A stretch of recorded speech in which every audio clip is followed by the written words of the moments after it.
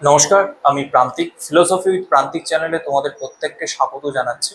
তোমরা ভালো করেই জানো যে ইউনিভার্সিটি অফ গৌড়বঙ্গর অধীনস্থ যে সমস্ত কলেজগুলো রয়েছে সেই সমস্ত কলেজের ফোর্থ সেমিস্টারের পরীক্ষা আর মাত্র কিছুদিন পরেই কিন্তু শুরু হবে, অর্থাৎ 28 তারিখ থেকে পরীক্ষা হওয়ার সম্ভাবনা রয়েছে, টেন্টেটিভ ডেট দিয়েছে। এইবার এই এখন থেকেই যদি প্রিপারেশন ঠিকঠাক ভাবে না নাও তাহলে কিন্তু এই ফোর্থ সেমিস্টারের রেজাল্ট কিন্তু বাজে হয়ে যেতে পারে। তাই এটাই মুখ্য সময়, এটাই সুযোগ ভালোভাবে প্রিপারেশন নেওয়ার।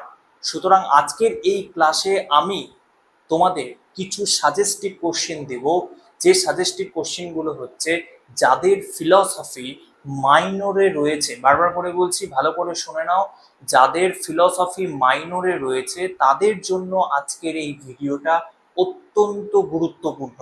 অত্যন্ত গুরুত্বপূর্ণ, প্রত্যেকে মনোযোগ সহকারে প্রথম থেকে শেষ পর্যন্ত ভিডিওটা দেখবে। ফিলোসফি যাদের মাইনরে আছে তাদের কিছু সাজেস্টিভ কোশ্চেন দিয়ে দিচ্ছি, এই কোশ্চেনগুলোর প্রতি খুব ভালো করে জোর দিও, ভালো করে পড়ো, ডেফিনেটলি পরীক্ষায় আসবে এবং ভালো পরীক্ষা প্রত্যেকের হবে। তাই আমি কিছু কোশ্চেন বলছি, বেশি কথা বাড়াবো না, তোমরা প্রত্যেকে কোশ্চেনগুলো দেখো।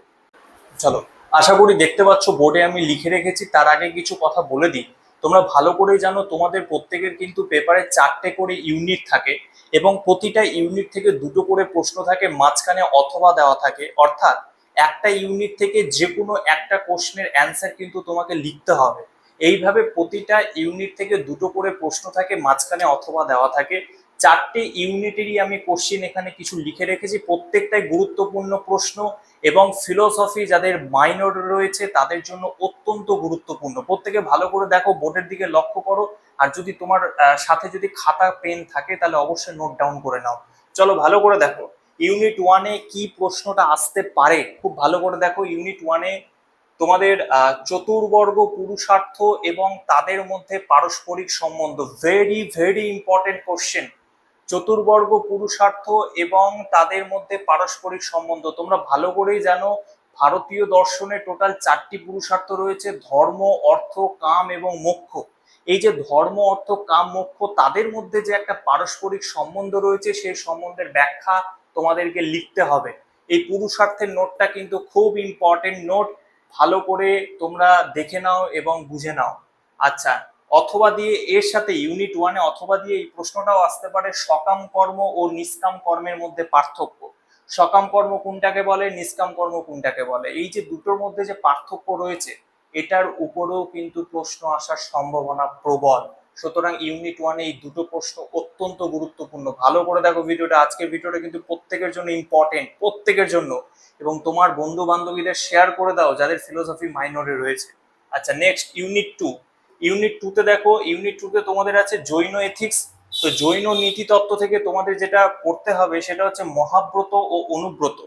এর সাথে লেজুর একটা কোশ্চেন, ত্রিরত্ন, ভেরি ভেরি ইম্পর্টেন্ট কোশ্চেন, ত্রিরত্ন কি। অর্থাৎ তোমরা ভালো করে জানো, যারা ফিলোসফি পড়েছো, যারা ফিলোসফি চর্চার সাথে যুক্ত, ওরা প্রত্যেকে জানো যে জৈন দর্শনের 3টে রত্নের উল্লেখ আছে যেটাকে একত্রে ত্রিরত্ন বলে। সেই 3টে রত্ন কি কি? সম্যক দর্শন, সম্যক জ্ঞান এবং সম্যক চরিত্র। এই যে 3টে রত্ন, এই 3টে রত্নকে একত্রে বলে ত্রিরত্ন। এইবার এই ত্রিরত্নের সাথে যে দুটো টপিক আছে মহাব্রত আর অনুব্রত, very very important, very very important. মহাব্রত অনুব্রত কি? 5টা ব্রত আছে, অহিংসা, সত্য, অস্তেয়, ব্রহ্মচর্য, অপরিগ্রহ। তোমরা যদি এই মহাব্রত অনুব্রতের ভিডিও যদি দেখতে চাও তাহলে দেখবে আমার কিন্তু ইউটিউবে অলরেডি এটার উপরে একটা ভিডিও দেওয়া আছে, তোমরা দেখলেই পুরো কনসেপ্টটা তোমাদের ক্লিয়ার হয়ে যাবে। দেখো, তাহলে জৈন এথিক্স থেকে কিন্তু মহাব্রত অনুব্রত তার সাথে ত্রিরত্ন, এই যে পুরো বিষয়টা জৈন এথিক্স এর পুরো বিষয়টা ভালো করে পড়বে কিন্তু ইউনিট 2 এর জন্য ভেরি ভেরি ইম্পর্টেন্ট কোশ্চেন। অথবা দিয়ে এই প্রশ্নটাও আসার সম্ভাবনা কিন্তু প্রবল, অষ্টাঙ্গ যোগ। অষ্টাঙ্গ যোগ কিন্তু যোগ দর্শনের একটা গুরুত্বপূর্ণ পার্ট। তোমরা জানো অষ্টাঙ্গ যোগ মানে হচ্ছে 8টা যোগ টোটাল বলা হয়েছে যোগ দর্শন। যম, নিয়ম, আসন, প্রাণায়াম, প্রত্যাহার, ধারণা, ধ্যান, সমাধি, এই যে 8টা যোগ, এই 8টা যোগের ব্যাখ্যা তোমাকে কিন্তু পরীক্ষার হলে লিখতে হবে। প্রচন্ড গুরুত্বপূর্ণ প্রশ্ন। আচ্ছা, unit 2 complete, unit 1 complete, unit 2 complete. চলো এবার আসি ইউনিট 3-তে। ইউনিট 3-তে তোমরা কি কি পড়বে, ইউনিট 3 জন্য কি কি গুরুত্বপূর্ণ প্রশ্ন দেখো আমি লিখে রেখেছি। নৈতিক ক্রিয়া ও অনৈতিক ক্রিয়া, এই দুটোর মধ্যে পার্থক্য, অর্থাৎ moral action and non moral action. এই মোরাল অ্যাকশন নন মোরাল অ্যাকশন অর্থাৎ নৈতিক ক্রিয়া অনৈতিক ক্রিয়ার মধ্যে পার্থক্য লেখো। Very very important question unit 3। অথবা দিয়ে এই প্রশ্নটাও আসতে পারে নৈতিক বিচারের বিষয়বস্তু সম্পর্কে ব্যাখ্যা করো বা আলোচনা করো। So object of moral judgment একে ইংলিশে বলে। নৈতিক বিচারের বিষয়বস্তু অর্থাৎ ইউনিট 3 জন্য এই দুটো প্রশ্ন প্রচন্ড ইম্পর্টেন্ট। আচ্ছা, নেক্সট চলে যায় ইউনিট 4-এ। ইউনিট 4-এ দেখো উপযোগবাদ। এই যে উপযোগবাদের যে কনসেপ্ট, এই উপযোগবাদ হচ্ছে দুজনের থিওরি তোমাদের পড়তে হবে। একটা হচ্ছে বেনথামের থিওরি, একটা হচ্ছে মিলের থিওরি। এই দুটোই পড়ে রাখবে ইউনিট 4-এর জন্য। এই উপযোগবাদের কনসেপ্ট বেনথাম ও মিলের উপযোগবাদ, এটা দুজনেরই মতবাদ তোমাদেরকে মানে পড়ে রাখতে হবে। বেনথামেরও মতবাদ পড়ে রাখতে হবে, মিলেরও মতবাদ পড়ে রাখতে হবে। তার সাথে অথবা দিয়ে প্রশ্নটাও আসতে পারে শাস্তি সম্পর্কীয় মতবাদ অর্থাৎ থিওরি অফ পানিশমেন্ট। অর্থাৎ শাস্তি সম্পর্কীয় মতবাদ বলতে এটাই বুঝায়, তোমরা ভালো করে জানো যে শাস্তি সম্পর্কে টোটাল 3টে মতবাদ রয়েছে: প্রতিশোধাত্মক, প্রতিরোধাত্মক এবং সংশোধনাত্মক মতবাদ। ধরো এইভাবে দিল প্রশ্ন যে শাস্তি সম্পর্কীয় মতবাদ সম্পর্কে আলোচনা করো, কোশ্চেন মার্ক, ওর সাথে লেজুর একটা প্রশ্ন যে কোন মতবাদটিকে তুমি সন্তোষজনক মতবাদ বলে মনে করো। এইভাবে কিন্তু প্রশ্ন আসবে। আচ্ছা, এটা হচ্ছে শাস্তি সম্পর্কীয় মতবাদ। সুতরাং ইউনিট 4-এ এই দুটো কোশ্চেন ভেরি ভেরি ইম্পর্টেন্ট, ভালো করে দেখে রাখো। তার সাথে আর একটা কোশ্চেন রেখেছি, এই কারণে রেখেছি যেহেতু 2 মার্কের জন্য তোমাদেরকে প্রিপারেশন নিতে হবে, পড়তে হবে। শুধুমাত্র বড় পড়লে তো আর হবে না, দুইগুলো পড়তে হবে। কান্টের নৈতিক মতবাদ, ডিঅন্টোলজিক্যাল এথিক্স। এই যে কান্টের নৈতিক মতবাদ, এই টপিকটাও দেখে রেখো, কারণ 2 মার্কগুলো তো তোমাদের আছে, 2 মার্কের তো কোশ্চেন হয়। সুতরাং 2 মার্কের কোশ্চেন গুলোর জন্য কিন্তু তোমাদের প্রিপারেশন নিতে হবে। শুধু বড়র জন্য প্রিপারেশন নিলে হবে না, 2 মার্কের জন্য পড়তে হবে, তবেই না রেজাল্টটা ভালো হবে। সুতরাং প্রত্যেকে ভালো করে পড়ো, বেশি দিন নেই হাতে। এই যে ইউনিট, টোটাল যে 4টে ইউনিট, 4টে ইউনিটের প্রত্যেকটা প্রশ্নই কিন্তু গুরুত্বপূর্ণ।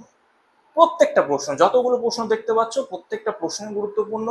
হাতে বেশি দিন নেই, ইমিডিয়েটলি প্রিপারেশন নেওয়া শুরু করো। প্রত্যেকে প্রিপারেশন নেওয়া শুরু করো। এখন যদি তোমরা কেউ আমাকে বলো যে স্যার আমার কাছে তো কোনো নোটপত্র নেই, আমি কি করব, তাহলে আমার সাথে কন্ট্যাক্ট করতে পারো 9382218873। এই নাম্বারে তোমরা ফিলোসফি উইথ প্রান্তিকে কন্ট্যাক্ট করো।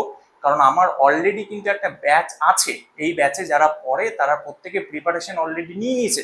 তো এখন তো তুমি আর ব্যাচে জয়েন করতে পারবে না নতুন করে, কিছু করার নেই, কারণ অনেক দেরি হয়ে গেছে, সামনে পরীক্ষা। তো যাই হোক, এই মুহূর্তে আমি তোমাদেরকে একটা কাজ করতে পারি, তোমরা যদি আমার সাথে কন্ট্যাক্ট করো, যদি নোট নিতে চাও, এই মুহূর্তে নোট ছাড়া আমি তোমাদের আর কিছুই দিতে পারবো না। যদি নোট নিতে চাও তাহলে অবশ্যই আমার সাথে কন্ট্যাক্ট করতে পারো 9382218873 নাম্বারে। তাড়াতাড়ি প্রিপারেশন নাও, কিন্তু হাতে বেশি দিন নেই, আমি বারবার করে বলছি। যদি ব্যাক পেতে না চাও তাহলে এই সেমিস্টারে ভালো করে প্রিপারেশন নাও, যাতে প্রত্যেকের 4th সেমিস্টার ভালো হয়, এই আশা আমি সবসময় রাখছি। ফিলোসফি উইথ প্রান্তিক সেন্টার থেকে অনেকে পড়ে কিন্তু ভালো রেজাল্ট করেছে। আর তোমরা অবশ্যই আমার চ্যানেলটিকে সাবস্ক্রাইব করে রেখো, এইভাবে নতুন নতুন সাজেশন পাবে তোমরা। প্রতিটা সেমিস্টারে সাজেশন পাবে, ক্লাসগুলো ফ্রি ক্লাস দিই আমি মাঝে মাঝে, যে ক্লাসগুলো দেখে তোমার কিন্তু অনেক উপকার হবে। তাই সবাই খুব ভালো থেকো, সুস্থ থেকো। আর অবশ্যই এই কোশ্চেনগুলোর প্রতি ভালো করে জোর দাও যারা মাইনরে ভালো রেজাল্ট করতে চাইছো ফিলোসফি।